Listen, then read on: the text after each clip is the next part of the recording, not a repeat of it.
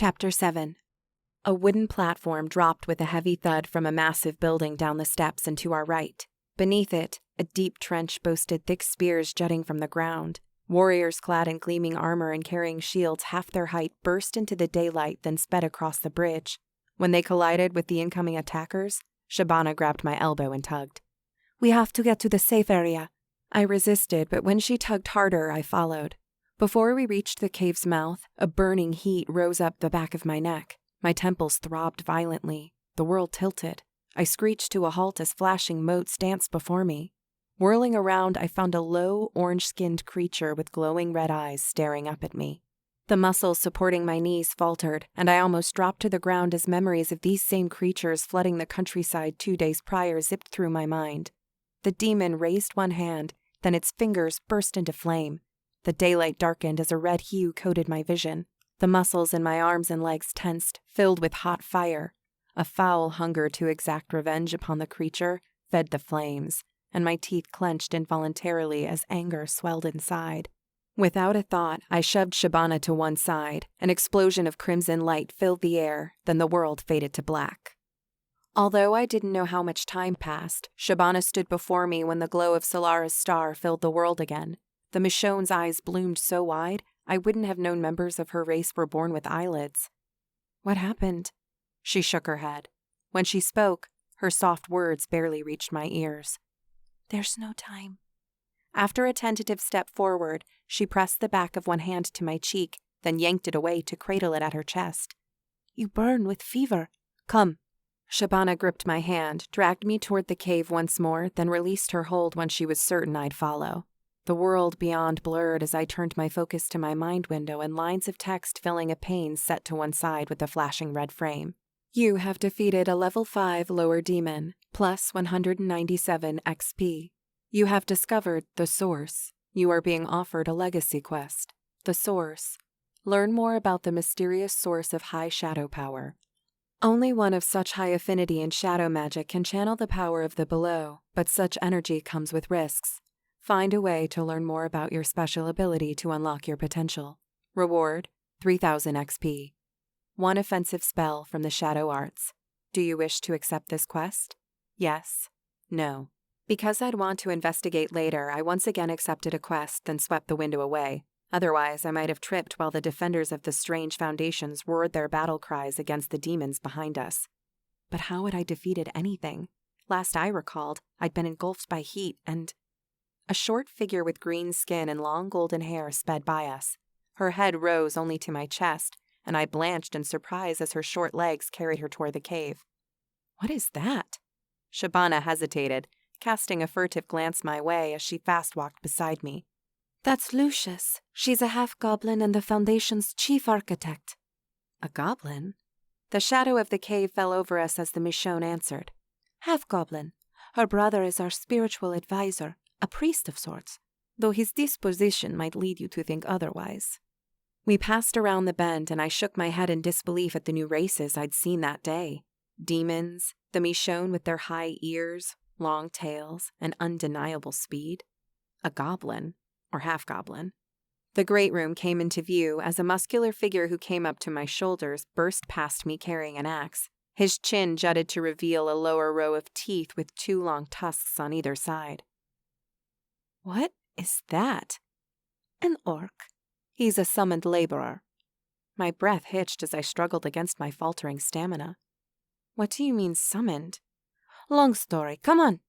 Desiny burst past us in the opposite direction, clutching swords in either hand. One glowed with a purplish hue. She wore metal shorts and a midriff-revealing metal top. It seemed the conversation Shabana wanted to have with her about my magic potential would have to wait, but I longed to hear what exactly it all meant. We approached the table where I'd sat with Desiny. I skidded to a sudden halt when a horizontal beam of light split the world before me, then popped outward to form a shimmering oval framed in blue energy. Through it, I spied high spires of gray brick towering behind lean soldiers with high, pointed ears adorned in gleaming white armor. I jumped back from the magic out of instinct. One of the men stepped through. Without a word, he hustled past, speeding down the tunnel toward daylight. His armor clanged with each motion. 2 more jumped through, then another. Shabana yanked me aside. Elves from the Queen's Forest. Maybe someday we'll advance and fight with them, but for now, come.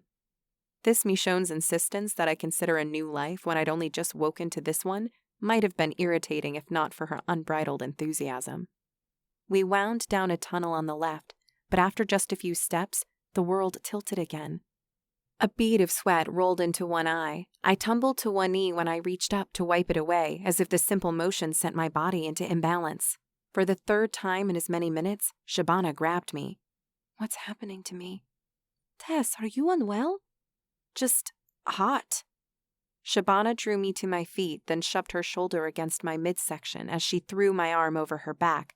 Unable to raise the weakest protest, I was swept into the air onto the Michonne's shoulder. After a jaunt through the dimness, lit only by specks of light emanating from within the strange rock walls, we came to a wide cavern with a pool in its center.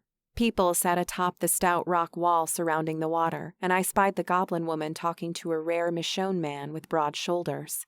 His tail was thinner than those of his female counterparts.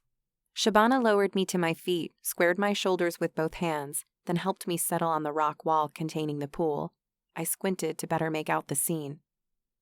Oh, you don't have vision for darkness, right? Right, it's pretty dim in here. You're a rare breed in this place. Some have the natural ability to see in dark places, while others use magic. You will learn seeing spells if you come to the academy. They're very common. Another wave of hot blood pushed into my cheeks and forehead, causing me to teeter. Shabana grabbed me, and before I knew it, she unclasped my robe. My head swiveled to eye the crowd surrounding me, then I tried to pull away, but she wasn't having it. It's no time for modesty. You're burning up and you're under my protection. You must trust me. Before I could debate the topic, she whipped away my robe, then lowered me into the water. The half-goblin woman rushed over to assist. A quiet fell over the cavern when I slipped into the cool water. And although I hoped the quiet dispositions of its occupants was intended to evade detection in case any enemies made it into the cave, I could feel their eyes bearing down on me. Whether out of suspicion or concern, it made little difference. Shabana cupped her hands, dipped them into the water, then poured it over my hair, careful not to let it run in my eyes. The heat dissipated. A little while later, the bell rang again in the distance, and once she'd decided that whatever ailed me was gone, I dressed as they all entered the tunnel again in pairs. Shabana stopped at the table and we sat.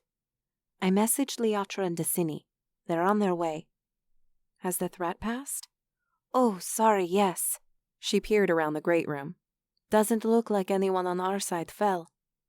Although I wasn't sure how she could tell, I asked a follow-up. And on theirs? She cocked her head up and gazed over my shoulder toward the tunnel leading outside. Here, we can ask Pulo. She waved her hand. Foreman Pulo? A rather short and stout figure with a long braided beard stomped up to the table. A hammer with a golden head dangled from a tool belt clasped around his waist. Aye, Miss Shabana. A dwarf! I had heard from Father the burly humanoids lived in mountain caverns, but I had never seen one. His descriptions had been perfect, though. Casualties? Every demon who entered was dispatched, about the same as usual. Our defenses have improved significantly. An expression swept across Pulo's face, similar to one that would grace my father's features when I learned a new skill. He noticed me, then half bowed. Nice to meet you, young lady. I'm Pulo, foreman of this foundation. I'm Tess. Nice to meet you, Pulo. Shabana leaned in and set a flat hand to one side of her mouth, even though it did nothing to block her words from me. Tess has 100% magic potential. Then she gave a single curt nod, as if she'd discovered a gold mine and named it Tess. Oh, aye, a gift from the goddesses, that. Will ye be attending the academy with Miss Shabana, then? It seemed the natural progression for someone with my affinity was to go to this academy. Life inside this strange place was giving me a headache. When I didn't answer, Pulo changed tacks. Aye, you've only just woken. Barely a meal in your belly and you probably need to think. Forgive my inquisition. But his inquiry wasn't the problem. If what Shabana said was true, and I was with the very people who'd unseated the governor who sent men every season to steal our food for the king, demons invading this place weren't the only peril I faced. When I threw in the addition of the sudden fever in the wake of the confrontation with the demon outside the cave, I brought up my interface and found the notification from earlier. You have defeated a level 5 lower demon, plus 197 XP. You have discovered the source. You are being offered a legacy quest, the source.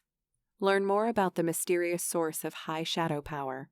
Only one of such high affinity in shadow magic can channel the power of the source, but such energy comes with risks. Find a way to learn more about your special ability to unlock your potential. Reward, 3000 XP. One offensive spell from the Shadow Arts. Do you wish to accept this quest? Yes, no. Have either of you ever heard of the source? Aye, there are many sources of many things, Contessa. Pulo said. It depends. The source? Shabana shook her head. No. Of course it wouldn't be so easy. Baba had always told me nothing worth having in life came so. Besides, I wondered if the demons followed me here, and if these people couldn't help me figure out what happened to me outside. Addressing that seemed more important. Do demons attack often here? Pulo chuckled. Before today it's been a while, but it's hardly a new occurrence.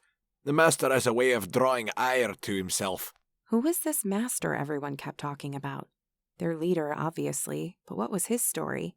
Anyone who drew the attention of demons and kings must have one. Despite my inquisitive nature, though, these people had taken me in from the edge of death, and I owed them my life. They couldn't be bad, could they?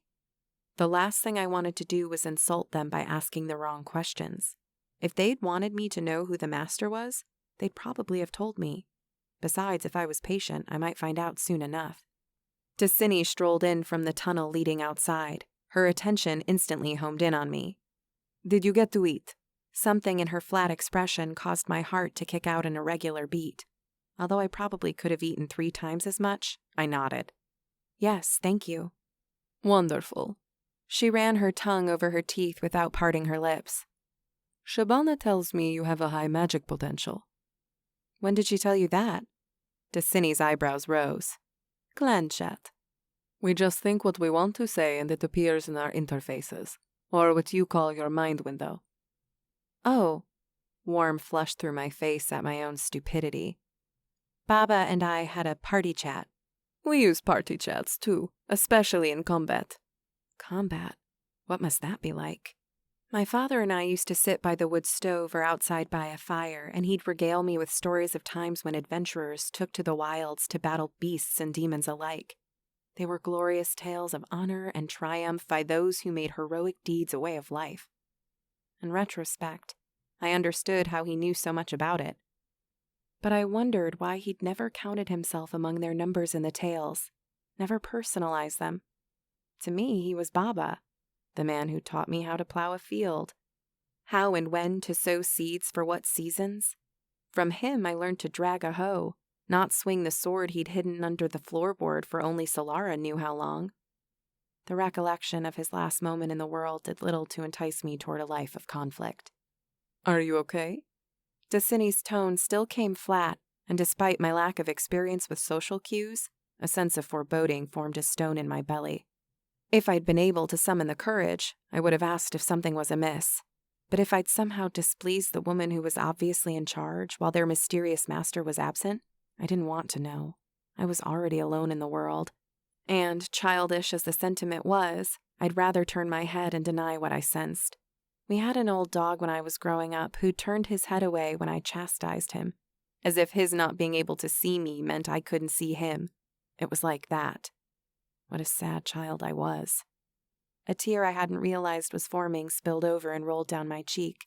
I swiped at it, then nodded. Yes, I'm fine. I miss my father is all. The Michonne woman's bottom lip swelled in a pout. I can only imagine. I learned of my mother's passing when my sister returned to the valley just a couple months ago. I still mourn her loss, but I keep her alive in my memories. I'm sure you'll do the same. It's unfortunately only time can numb the pain, but it will, and you must take comfort in his transition to a new home with the goddess. Her gaze switched to Shabana and back, but I wasn't sure why.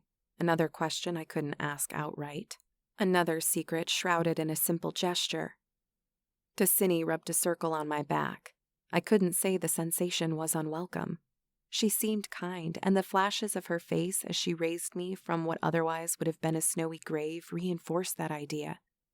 But then she tried to sneak a sideways glare toward the husky foreman, and I knew that which I hoped to evade was coming. Whatever happened outside the cave after the roaring heat rose through my body would be questioned, and I had no indication of what happened after outside of the message inside my interface announcing I'd vanquished a demon.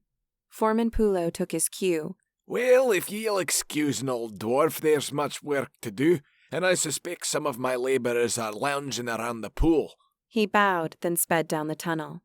Desiny gestured at one of the chairs. I sat, and the stone of apprehension in my gut grew into a boulder. She situated herself across from me. Shabana took the seat at the head of the table next to us. The elder Michonne spoke. I don't want to rush you, but with your magic potential, I'd be remiss not to present you the option to speak with Roshan about joining the academy. I stared at her for a few heartbeats, taking in the way her green irises reflected a beam of light from a hole high in the cave above. Suspicion arose that her question avoided what she really wanted to say, or ask, but that was fine with me. I would learn magic so I could fight evil? Like in stories my father told me of adventurers? Desiny nodded. Many of us are such, and our desire to grow our numbers is second only to building a city where you sit. Wait, is she conveying an invitation? If I go to this academy and learn to fight, will she welcome me back? I decided to be less direct. A city? Here? She nodded. But that's talk for another day. Tomorrow Roshan will come from Warrington. She was once the healer in the party who formed this foundation and is now the spiritual advisor of Warrington Academy, a gem shop proprietor in the town, and the priestess of the temple on the academy grounds. She also sits on the Council of Mages, who oversee curriculum development and will supervise the masters who teach classes. Desiny flashed a sideways smile. I guess you could say she likes to keep busy. Where do students live? Shabana interjected with wide-eyed excitement. The academy is a magical place. From outside, it's grand enough, but when you step inside, it's much larger than it appears. There are more dormitories than students, so we'll each have our own room. Desiny's lips twitched as if she suppressed a smile prompted by Shabana's enthusiasm. It is as Shabana says. You would have your own room, and since the academy has just begun to reform, and the mages have only started searching for children with mana pools in recent weeks, they are not nearly at capacity. In fact, you would have the honor of being among the first class of magicians to learn there, and when you reach second year, you will be able to aid younger students as they join. She tapped her chin, then her eyes rolled up into the left. Well, they won't necessarily be younger, but they'll be newer. Does that make sense? Unable to resist the wave of relief that emptied my gut of its apprehension, I smiled. Yes, you're saying the second-year students would help first-year students become acclimated. Shabana tilted her head. You have fine words. Desiny ignored her. So, would you meet with Roshan? There's no pressure, just a meeting so you can decide what you'd like to do. I had no family, no friends, no way to reestablish myself at my farm. What options were there to a 17-year-old girl with limited skills? It didn't matter. I was so relieved, a stupid question left my lips before I realized I was asking it. Would I be able to stay here if I wanted? To labor on your farms in return for board and food? Desiny shrugged. Outside the master himself, only one other person in this place holds the kind of magic potential you do, and that's his betrothed, a powerful magician herself. If they were here, I'm sure they'd convince you to join the academy. We have enough farmers. And there it was. Whatever happened outside the mouth of the cave, my savior who'd lugged me from the snow, brought me here, then saw that I was comforted and healed, wanted me gone. I twisted my fingers in my lap, then lowered my gaze to them. Tess? I glanced up. Desiny slid her arms onto the table, then leaned in. You've known me for such a short time, but I ask that you trust me. You must harness the power that burns inside you. The Michonne woman's tail rose into the air behind her as she leaned forward in her chair. It waved from one side to the other in a slow, easy way. But there was nothing easy for me. I would accept, or I would end up alone. My inner voice admonished me. Cursed child, be a woman. The warm days of living under your father's protection in the middle of nowhere are over. Choose your own path, or others will choose it for you. And wasn't it better that my choices be my own? Wouldn't it be better to face what the Michonne seemed to know about me that I didn't understand about myself, instead of walking through this new life in a blindfold? I needed to know what happened, and my fear wouldn't serve me. If I had to face my destiny alone, so be it. Questions flooded my head until I decided which would get me the answers I needed. You compare me to this great magician, your master's betrothed. What if I lied to you about my numbers? What makes you so certain I possess such power? I told her what happened outside, Shabana interjected, and how you became ill in the wake of your display of power. My inability to mask my sense of betrayal at her admission spurred a response from Desiny. Everyone saw Tess. My interface was flooded with reactions from the Foundation. I asked Shabana. She had little choice but to tell me what I wanted to know. You must believe me when I tell you you're among friends here. I finally blurted the truth. I don't know what happened. My frustration poured through my arms so that I slapped the table with both palms. Shabana jerked, but Desiny remained still. The latter nodded. I see. Very interesting. You remember nothing? I released a breath I didn't realize I'd been holding. A sudden heat filled my body when the demon's hand turned to flame. Desiny grinned so wide, her neat rows of sharp ivory teeth revealed themselves in their entirety. So that's it? What do you mean? You're afraid because you don't remember what happened? She glanced at Shabana. They shared a nod, then Desiny slowly relaxed the smile. Shabana set a hand on mine, and although my first inclination was to jerk free, I held still as she spoke. You shoved me away from danger, Tess. A deep red glow surrounded you, then you kicked the demon in the chest and sent him flying all the way across the plateau. How could this be? I'd done what? Desiny nodded. His chest was caved in. You not only protected a stranger, but you vanquished a demon, Tess. She chuckled, shaking her head in mild disbelief. In a simple act, you proved your character and earned our loyalty. But you're only level 3, so I ask you, how is this possible? How do you draw such power that you send a demon back to the filthy underworld from which it spawned? I shrugged one shoulder. Desiny reached for the other hand and cupped it. And this is why you must go to the academy and learn your capabilities. She slipped her fingers beneath my palm and squeezed hard. And more importantly, learn how to control it. She paused until my gaze met hers. We are ill-suited to train you, Tess. There's something different about you. Different even than the great magicians we call family. Again, I ask you to trust me. Another flash of memory with the demons bearing down on me, and a shockwave emanating from my father's feet to draw them away passed through my mind. I gave a curt nod. I would talk to this Roshan. Shabana slipped her hand away and clapped. Desiny sat back in her seat. Good. We'll message you when she arrives. Make yourself at home in the meantime, and feel free to visit whichever buildings interest you. I'll send a message out so the craftmasters know you might show up. She winked one eye. Maybe they'll even show you a few tricks. Really? A surge of excitement caused my shoulders to shudder, surprising me. Desiny nodded. As long as you follow their rules, I don't see why not. I'll send a chat message now. Shabana, do you mind taking her wherever she wants to go? The younger Michonne's head bobbed with enthusiasm. And if I joined the academy, would you welcome me back? We're always looking for potential additions to our foundation. I have little doubt you'd be welcomed if you work with the faculty to figure out what happened outside. It was like Desiny had reached out and lifted a heavy pack from my back. But then Baba's voice returned inside my mind. Trust no one. I frowned. But when Desiny cast me a confused gander, I righted the expression and projected gratitude. Thank you. I will look forward to speaking to Roshan tomorrow. Where will I sleep? You can sleep in the spare apartment, or on the master's cot where you woke earlier. It's up to you. Desiny rose from the table, then took her leave. Shabana stood and gestured toward the tunnel leading to daylight. What would you like to see first?